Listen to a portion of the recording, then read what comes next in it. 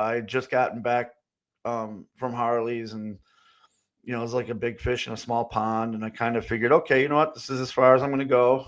I'd already done a bunch of WWE tryouts, did some TNA tryouts, and I was like, don't want to do that type of thing. And I had like Steve Carino in my ear, Kevin Kelly, Kevin Steen saying, man, your gimmick is what they're going to love. Go do it. Go do it. And when my father-in-law passed away, because he was a huge supporter of mine too, he always told me to do it. And I'm just, no, Jim, I'm fine. I'm okay. I got a real nice full-time job. The wrestling's, I'm making a little bit of money, And when he passed away, he left enough money for me to do the tryout, and enough money to pay for an airline ticket, pay for a rental car, pay for a hotel, and do the tryout. And I told my wife, I said, I'm not just going to go to do a tryout and just be a guy. I want to be the guy. And I ended up being the guy. And I got booked in my top prospect tournament. And now the way the tournament worked was they didn't let you know if you were going over, winning. They didn't let you know how far you're going into it. They just gave you, these are the dates, these are the cities. You have to get yourself there.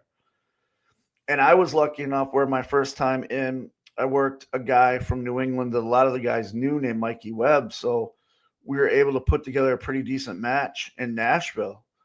And we had 2 finishes planned and all that. And then Steve Carino was the agent, came up, said, all right, Bruiser, you're doing this. And I was really excited. I'm like, awesome. Because the next date was in the ECW arena.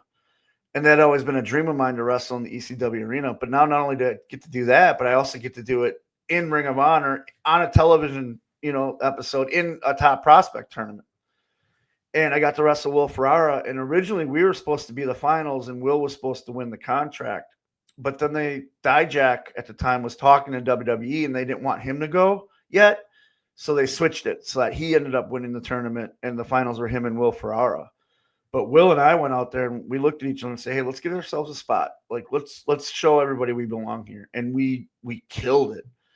And I just remember after the whole tournament talking to everybody in creative and say, hey, you got my number. And they're like, no, we got more dates for you. And by the time I got home, I already had more dates from Ring of Honor where it was like, okay, I'm going out. And then they started working in the storylines. And then Silas and I got put together, and that's when the contract came about. Absolutely.